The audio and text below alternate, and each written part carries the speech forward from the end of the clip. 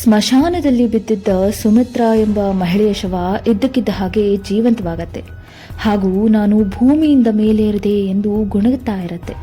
ಇದೆಲ್ಲದನ್ನ ನೋಡಿದ ಜನರು ಭಯದಿಂದ ಚೀರಾಡ್ತಾ ದಿಕ್ಕಾಪಾಲಾಗಿ ಓಡ್ತಾ ಇರ್ತಾರೆ. ಆದ್ರೆ ಒಂದು ಕೋಣೆಯಲ್ಲಿ ಕಣ್ಣೀರಿಡ್ತಾ ಕುಳಿತಿದ್ದ ಅವಳ ಗಂಡ ಅವಳು ಜೀವಂತವಾಗಿರೋದನ್ನ ಕಂಡು ಅವಳ ಹೆಸರನ್ನ ಕೂಗ್ತಾ ಓಡಿ ಹೋಗ್ತಾನೆ.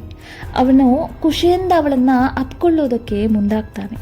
ಆದ್ರೆ ಸುಮಿತ್ರಾ ಅವನನ್ನ ಕೆಳಗೆ ಬೀಳೋ ರೀತಿ ಜೋರಾಗಿ ತಳ್ತಾಳೆ ಮತ್ತು ಅವನಿಗೆ ಹೇಳ್ತಾಳೆ, ಯಾರು ಸುಮಿತ್ರಾ?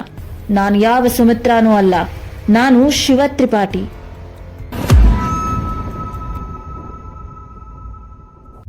ರೀಇನ್ಕಾರ್ನೇಷನ್, ಪುನರ್ಜನ್ಮ ಅಥವಾ ಆತ್ಮ ಒಂದು ದೇಹವನ್ನ ಬಿಟ್ಟು ಇನ್ನೊಂದು ಶರೀರವನ್ನ ಸೇರಿ ಜನ್ಮ ತಾಳೋದು, ಇಂತಹ ವಿಷಯಗಳ ಬಗ್ಗೆ ದಶಕಗಳಿಂದಲೂ ಕೂಡ ರಿಸರ್ಚ್ ಮಾಡ್ತಾ ಬಂದಿದ್ದಾರೆ.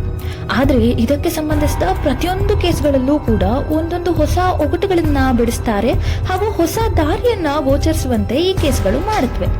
ಆದರೆ ಇವತ್ತಿನ ಕೇಸ್ ತುಂಬಾ ವಿಭಿನ್ನವಾಗಿದೆ. ದಶಕಗಳಿಂದ ರೀಇನ್ಕಾರ್ನೇಷನ್ ನಲ್ಲಿ ಹಲವಾರು ಕೇಸ್ಗಳನ್ನ ರಿಸರ್ಚ್ ಮಾಡ್ತಿರುವಂತಹ ಎಕ್ಸ್ಪರ್ಟ್ಗಳಿಗೂ ಕೂಡ ಅಚ್ಚರಿಯನ್ನ ತಂದಿತ್ತು ಈ ಕೇಸ್. ಈ ಕಥೆ ಉತ್ತರ ಪ್ರದೇಶದ ಒಂದು ಪುಟ್ಟ ಗ್ರಾಮವಾದ ಶರೀಫ್ಪುರದ ಸುಮಿತ್ರಾ ಸಿಂಗ್ನದ್ದು.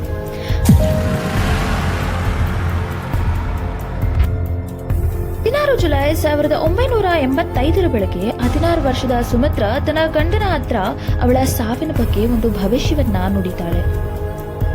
ಇದನ್ನ ಕೇಳಿದ ಅವಳ ಗಂಡನಿಗೆ ಈಕೆ ಏನ್ ಮಾತಾಡ್ತಾ ಇದ್ದಾಳೆ ಅಂತ ಶಾಕ್ ಆಗುತ್ತೆ. ಅವನಿಗೆ ಸುಮಿತ್ರಾ ಯಾಕೆ ಈ ತರ ಮಾಡ್ತಿದ್ದಾಳೆ ಅನ್ನೋದು ತಿಳಿಯೋದೇ ಇಲ್ಲ. 13ನೇ ವಯಸ್ಸಿಗೆ ಮದುವೆಯಾಗಿ ಬಂದ ಸುಮಿತ್ರಾ ಮದುವೆಗೆ 2 ವರ್ಷಗಳ ಮುಂಚೆ ತನ್ನ ತಾಯಿಯನ್ನ ಕಳ್ಕೊಂಡಿದ್ಲು. ಅದಾದ ನಂತರ ಅವಳು ಒಬ್ಬಳೇ ಜೀವಿಸ್ತಾ ಇರ್ತಾಳೆ. ಅವಳ ತಂದೆ ಕೂಡ ಅವಳಿಗೆ ಹೆಚ್ಚು ಸಮಯವನ್ನ ಕೊಡೋದಕ್ಕೆ ಆಗ್ತಿರ್ಲಿಲ್ಲ. ಆದ್ರೆ ಮದುವೆಯಾದ ನಂತರವೂ ಕೂಡ ಅವಳು ಒಂಟಿಯಾಗಿರ್ಬೇಕಾಗುತ್ತೆ. ಕಾರಣ ಅವಳ ಗಂಡನಿಗೆ ಊರಿಂದ ಹೊರಗಡೆ ಕೆಲಸ ಇರುತ್ತೆ. ಆದರೆ ಮದುವೆಯಾಗಿ 3 ವರ್ಷಗಳ ನಂತರ ಡಿಸೆಂಬರ್ 1948ರಲ್ಲಿ ಅವಳು ಒಂದು ಮಗುವಿಗೆ ಜನ್ಮ ನೀಡ್ತಾಳೆ. ಆಗ ಅವಳ ಒಬ್ಬಂಟಿ ಜೀವನಕ್ಕೆ ತೆರೆ ಬಿದ್ದಿತ್ತು. ಅವಳು ಅವಳ ಮಗಳನ್ನ ತುಂಬಾ ಪ್ರೀತಿಸ್ತಾ ಇರ್ತಾಳೆ. ಒಂದು ಕ್ಷಣವೂ ಕೂಡ ಅವಳನ್ನ ಬಿಟ್ಟು ಇರ್ತಾ ಇರಲಿಲ್ಲ. ಹೀಗೆ ಸುಮಿತ್ರಾ ತನ್ನ ಜೀವನದಲ್ಲಿ ತುಂಬಾ ಸಂತಸವಾಗಿ ದಿನಗಳನ್ನ ಕಳೀತಾ ಇದ್ರು. ಆದರೆ ಸ್ವಲ್ಪ ತಿಂಗಳುಗಳ ನಂತರ ಅವಳ ಜೀವನದಲ್ಲಿ ಏನೋ ವಿಚಿತ್ರ ನಡೆಯೋದಕ್ಕೆ ಶುರುವಾಗುತ್ತೆ. ಅವಳಿಗೆ ಮೂರ್ಛೆ ಹೋಗುವಂತಹ ಕಾಯಿಲೆ ಶುರುವಾಗುತ್ತೆ. ಅವಳಿಗೆ ದೇಹವೆಲ್ಲ ಹೆಪ್ಪುಗಟ್ತಾ ಇದೆಯೇನೋ ಅನ್ನೋ ರೀತಿ ಆಗ್ತಾ ಇರುತ್ತೆ. ಕೈ ಕಾಲುಗಳು ವಕ್ರ ಆಗ್ತಾ ಇರೋ ರೀತಿ ಅನ್ಸೋದಕ್ಕೆ ಶುರುವಾಗುತ್ತೆ. ಕಣ್ಣುಗುಡ್ಡೆ ಎಲ್ಲ ಮೇಲೋಗಿ ತಿರುಗುತ್ತಾ ಇರುತ್ತೆ ಮತ್ತು ವಿಚಿತ್ರ ಶಬ್ದಗಳನ್ನ ಮಾಡೋದಕ್ಕೆ ಅವಳು ಶುರು ಮಾಡಿಬಿಡ್ತಾಳೆ. ಇದನ್ನ ನೋಡಿದ ಅವಳ ಮನೆಯವರು ಇವಳು ಯಾವುದೋ ದುಷ್ಟಶಕ್ತಿಗೆ ಅಥವಾ ದೆವ್ವಗಳ ವಶದಲ್ಲಿ ಇದ್ದಾಳೆ ಅಂತ ತಿಳ್ಕೊತಾರೆ. ಅವಳು ಪೂರ್ತಿ 2 ತಿಂಗಳುಗಳ ಕಾಲ ನಿದ್ದೆಯನ್ನೇ ಮಾಡೋದಿಲ್ಲ. ನಂತರ 19 ಜುಲೈ 1985 ಅವತ್ತಿನ ದಿನ ಅವಳಿಗೆ ವಿಪರೀತವಾದಂತಹ ಜ್ವರ ಬಂದಿತ್ತು. ಇದರ 3 ದಿನದ ಮೊದಲು ಅವಳು ಅವಳ ಸಾವಿನ ಬಗ್ಗೆ ಮಾತಾಡಿರ್ತಾಳೆ. ಹಾಗೆಯೇ ಅವಳ ಸಾವು ಕೂಡ ಇವತ್ತಿನ ದಿನ ಸಂಭವಿಸಿರುತ್ತೆ. ಆದರೆ ಇಷ್ಟೆಲ್ಲ ಆಗ್ತಾ ಇದ್ರು ಅವಳ ಮನೆಯವರು ಇವಳ ಮೇಲೆ ಗಮನ ಕೊಡೋದೇ ಇಲ್ಲ, ತಲೆನೂ ಕೆಡಿಸ್ಕೊಳ್ಳಲ್ಲ. ಯಾಕೆ ಅಂದರೆ ಅವಳು ಸುಮಾರು ದಿನಗಳಿಂದ ಹೀಗೆ ಏನೋ ಗುಣಗ್ತಾ ಇರ್ತಾಳೆ ಅಂತ ಸುಮ್ಮನೆ ಆಗಿದ್ರು. ಅವಳ ಮಾತು ಸತ್ಯ ಆಗಿತ್ತು. ಅವಳು ಸತ್ತು ಹೋಗ್ತಾಳೆ. ಅವಳ ಅಂತಿಮ ಸಂಸ್ಕಾರಕ್ಕೆ ತಯಾರಿಯನ್ನ ಮಾಡ್ತಾ ಇರ್ತಾರೆ. ಇಂಥ ಸಮಯದಲ್ಲಿ ಅಚಾನಕ್ಕಾಗಿ ಜೀವ ಬರುತ್ತೆ. ಆದರೆ ಅದು ಸುಮಿತ್ರಾ ಆಗಿರಲಿಲ್ಲ. ಅವಳು ಅವಳ ಮನೆಯವರು, ಗಂಡ ಎಲ್ಲದಕ್ಕಿಂತ ತನ್ನ ಜೀವಕ್ಕಿಂತ ಹೆಚ್ಚಾಗಿ ಪ್ರೀತಿಸ್ತಾ ಇದ್ದಂತಹ ಅವಳ ಮಗುವನ್ನು ಕೂಡ ಗುರುತಿಸ್ತಾ ಇರಲಿಲ್ಲ. ಆದರೆ ಅವಳು ಪದೇ ಪದೇ ನಾನು ಶಿವ, ನಾನು ನನ್ನ ಮಕ್ಕಳ ಹತ್ರ ಹೋಗಬೇಕು, ನಾನು ನನ್ನ ರಿಂಕು ಮತ್ತು ಟಿಂಕುನ ನೋಡಬೇಕು ಅಂತ ಹೇಳ್ತಿರ್ತಾಳೆ. ಇದರಿಂದ ಅವಳ ಮನೆಯವರ ಮನಸ್ಸಲ್ಲಿ ಹಲವಾರು ಪ್ರಶ್ನೆಗಳು ಉದ್ಭವಿಸುತ್ತೆ. ಅವರಿಗೆ ಯಾವಾಗ ಈ ಪ್ರಶ್ನೆಗಳಿಗೆ ಉತ್ತರ ಸಿಕ್ತೋ ಅವತ್ತು ಯಾರೋ ಒಬ್ಬ ಅಪರಿಚಿತ ವ್ಯಕ್ತಿ ಅವನ ಮನೆಯ ಬಾಗಿಲನ್ನ ಬಡಿತಾನೆ.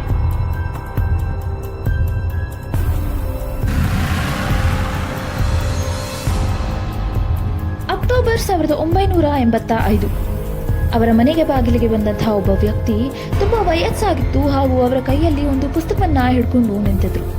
ಸುಮಿತ್ರಾ ತಾನು ಶಿವ ಅಂತ ಹೇಳೋದಕ್ಕೆ ಶುರು ಮಾಡಿದ ಮೇಲೆ ಎಂದಿಗೂ ಓದೋದಕ್ಕೆ ಬರೆಯೋದಕ್ಕೆ ಗೊತ್ತಿಲ್ಲದೆ ಇರುವಂತಹ ಅನಕ್ಷರಸ್ಥೆ ಸಡನ್ ಆಗಿ ಒಂದು ಪತ್ರವನ್ನ ಬರೆದು ಜಗದೀಶ್ ಕೈಯಲ್ಲಿ ಇದನ್ನ ಪೋಸ್ಟ್ ಮಾಡೋದಕ್ಕೆ ಹೇಳಿರ್ತಾಳೆ. ಅಲ್ಲಿಗೆ ಬಂದ ಆ ವ್ಯಕ್ತಿ, ನಾನು ರಾಮ್ಸಿಯಾ ತ್ರಿಪಾಠಿ, ಜಗದೀಶ್ಪುರದಿಂದ ಬಂದಿದ್ದೇನೆ ಅಂತ ಹೇಳ್ತಾರೆ.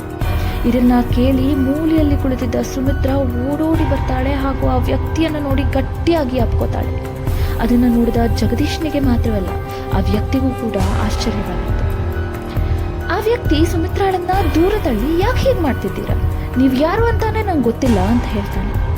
ಸುಮಿತ್ರಾ ಜೋರಾಗಿ ಅಳ್ತಾ ತುಂಬಾ ಪ್ರೀತಿ ಹಾಗೂ ದುಃಖದಿಂದ, ಅಪ್ಪ, ನಾನು ನಿಮ್ಮ ಮಗಳು ಶಿವ ಅಂತ ಹೇಳ್ತಾಳೆ. ಇದನ್ನ ಕೇಳಿ ರಾಮ್ಸಿಯಾ ತ್ರಿಪಠಿ ದಂಗಾಗಿ ಹೋಗ್ತಾರೆ. ಆ ಹುಡುಗಿ ಬರೆದಿದ್ದ ಪತ್ರದಲ್ಲಿ ಇದ್ದ ಹಾಗೆ ಈ ಹುಡುಗಿ ಅವಳನ್ನ ಶಿವ ಅನ್ಕೊಂಡಿದ್ದಾಳೆ ಅಂತ ಅನ್ಕೊಂತಾರೆ.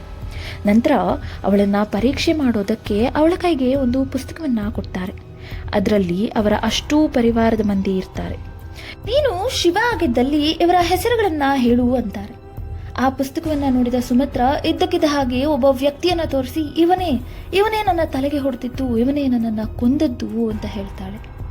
ಇದನ್ನ ಕೇಳಿ ಅವಳ ತಂದೆಗೆ ಇವಳೇ ನನ್ನ ಮಗಳು ಶಿವ ಅಂತ ತಿಳಿಯುತ್ತೆ. ತುಂಬಾ ಭಾವುಕರಾಗಿ ಜೋರಾಗಿ ಅಳೋದಕ್ಕೆ ಶುರು ಮಾಡ್ತಾರೆ. ಇದನ್ನು ನೋಡಿದ ಜಗದೀಶ್ನ ಮನಸ್ಸಿನಲ್ಲಿ ಪ್ರಶ್ನೆಗಳ ಸರಮಾಲೆಯೇ ಹೇಳುತ್ತೆ. ಹಾಗಾದ್ರೆ ಸುಮಿತ್ರಾ ಯಾರು? ಇವಳು ನಿಜವಾಗಿಯೂ ಪುನರ್ಜನ್ಮವನ್ನ ಪಡೆದಿದ್ದಾಳ? ಆದರೆ ಎಷ್ಟು ವರ್ಷಗಳ ನಂತರ ಅವಳಿಗೆ ಹೀಗೆ ಇದ್ರ ನೆನಪು ಬಂತು? ಹೀಗೆ ಅವನ ಮನಸ್ಸಿನಲ್ಲಿ ಸಾವಿರಾರು ಪ್ರಶ್ನೆಗಳು ಕಾಡೋದಕ್ಕೆ ಶುರುವಾಗುತ್ತೆ. 24 ಅಕ್ಟೋಬರ್ 1962 ಶಿಕ್ಷಕರಾಗಿದ್ದಂತಹ ರಾಮ್ಸಿಯಾ ತ್ರಿಪಠಿಗೆ ಒಬ್ಬ ಮಗಳು ಜನಿಸ್ತಾಳೆ. ಅವಳಿಗೆ ಶಿವ ಅಂತ ನಾಮಕರಣ ಮಾಡ್ತಾರೆ. ಅವಳು ಅವಳ ಗ್ರ್ಯಾಜುಯೇಷನ್ನ ಮುಗಿಸಿ ಅದು ಮುಗಿಯುವ ಅಷ್ಟರಲ್ಲಿ 2 ಮಕ್ಕಳಿಗೂ ಕೂಡ ಜನ್ಮವನ್ನು ನೀಡ್ತಾಳೆ. ಆದರೆ ಅವಳ ಅತ್ತೆ ಮನೆಯವರು ವರದಕ್ಷಿಣೆಗಾಗಿ ಅವಳಿಗೆ ಕಿರುಕುಳ ನೀಡುವುದಕ್ಕೆ ಶುರು ಮಾಡಿರ್ತಾರೆ. ಅದು ಮಕ್ಕಳಾದ ನಂತರವೂ ಕೂಡ ನಿಲ್ಲೋದಿಲ್ಲ. ಆದರೂ ಸಹ ಅವಳು ತನ್ನ ಮಕ್ಕಳಿಗಾಗಿ ಎಲ್ಲವನ್ನು ಸಾಯಿಸ್ಕೊತಿರ್ತಾಳೆ. ಆದರೆ 18 ಮೇ 1985 ಅವತ್ತಿನ ದಿನ ಶಿವ ರೈಲ್ವೆ ಟ್ರ್ಯಾಕ್ ಮೇಲೆ ಬಿದ್ದಿರ್ತಾಳೆ. ನೋಡಿದ್ರೆ ಅವಳು ಜೀವಂತವಾಗಿರೋದಿಲ್ಲ. ಇದರ ಬಗ್ಗೆ ಅವಳ ಗಂಡನ ಮನೆಯವರನ್ನ ಕೇಳಿದಾಗ ಅವಳು ಸೂಸೈಡ್ ಮಾಡ್ಕೊಂಡಿದ್ದಾಳೆ ಅಂತ ಹೇಳ್ತಾರೆ. ಆದರೆ ಅಲ್ಲಿ ಬೇರೆ ಎಷ್ಟೋ ಜನಗಳು ಶಿವನ ತಲೆಗೆ ಏಟಾಗಿತ್ತು, ಅವಳನ್ನ ಅವಳ ಅತ್ತೆ ಮಾವ ಕರೆದುಕೊಂಡು ಬಂದು ಅಲ್ಲಿ ಕೂರಿಸಿದ್ರು ಅನ್ನೋದ್ರ ಬಗ್ಗೆ ಹೇಳ್ತಾರೆ. ಇದ್ರ ಬಗ್ಗೆ ಅವಳ ತಂದೆ ಕೇಸ್ ಫೈಲ್ ಮಾಡ್ತಾರೆ.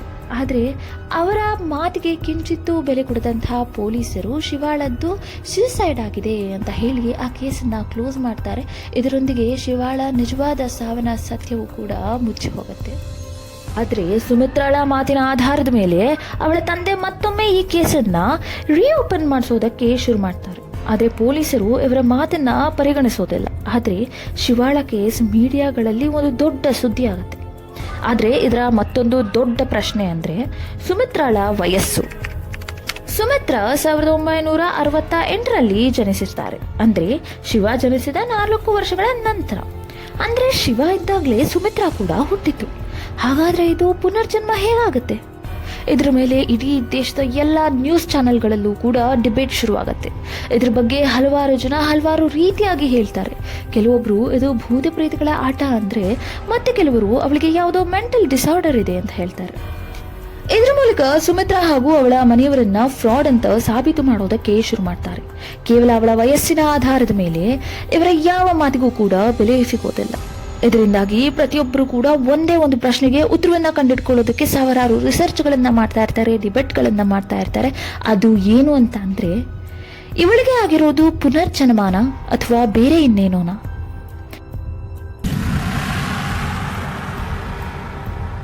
ಫೆಬ್ರವರಿ 1986 ಅವತ್ತಿನ ದಿನ ಮಶೂರ್ ರೀಇನ್ಕಾರ್ನೇಷನ್ ರಿಸರ್ಚರ್ ಸ್ಟೀವೆನ್ಸನ್ ಹಾಗೂ ಅವರ ಕೊಲೀಗ್ ಶ್ರೀಚಾ ಜೊತೆಗೆ ಈ ಕೇಸ್ನ ಇನ್ವೆಸ್ಟಿಗೇಟ್ ಮಾಡೋದಕ್ಕೆ ಶುರು ಮಾಡ್ತಾರೆ. ಅವರು ಕೆಲವಷ್ಟು ಜನರ ಜೊತೆ ಸುಮಿತ್ರಾಳ ಇಂಟರ್ವ್ಯೂ ಕೂಡ ತಗೋತಾರೆ. ಇದರಲ್ಲಿ ಸುಮಿತ್ರಾಳ 19 ಸ್ಟೇಟ್ಮೆಂಟ್ಸ್ಗಳನ್ನ ರೆಕಾರ್ಡ್ ಮಾಡ್ತಾರೆ. ಇದರಲ್ಲಿ ಶಿವಾಳ 7 ವಯಸ್ಸಿನ ಹೆಸರು, ಅವಳ ಪರಿವಾರದ ಪ್ರತಿಯೊಬ್ಬರ ಜನ್ಮ ದಿನಾಂಕ, ಎಲ್ಲಿ ತನಕ ಅಂದ್ರೆ ಅವಳ ಗಂಡನ ಮನೆಯ ಒಂದು ಅಲ್ಮೇರಾದ ಮೂಲೆಯಲ್ಲಿರುವ ಅವಳ ಇಷ್ಟವಾದ ಗುಲಾಬಿ ಸೀರೆವರೆಗೂ ಕೂಡ ಕೇಳ್ತಾರೆ.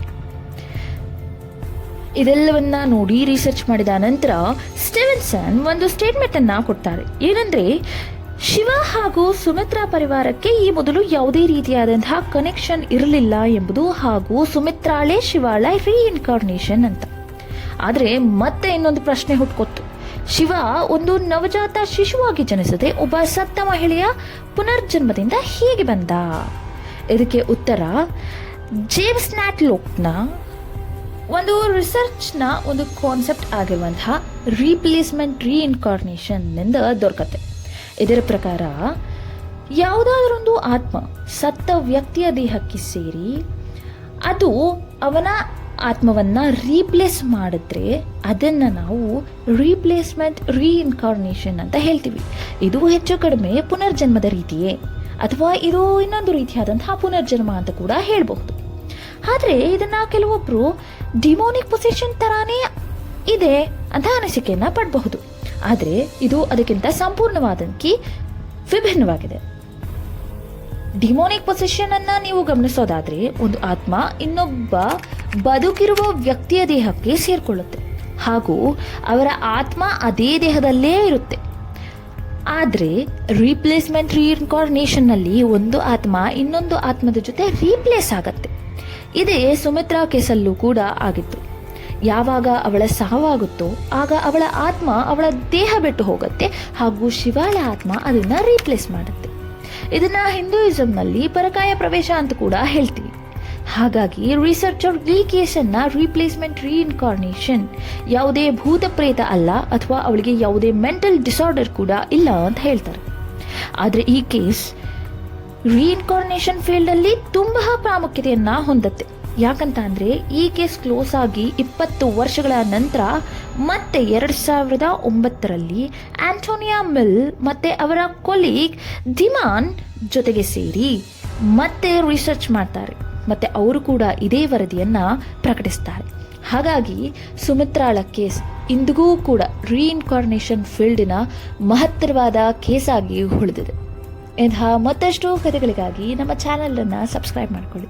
ಧನ್ಯವಾದ.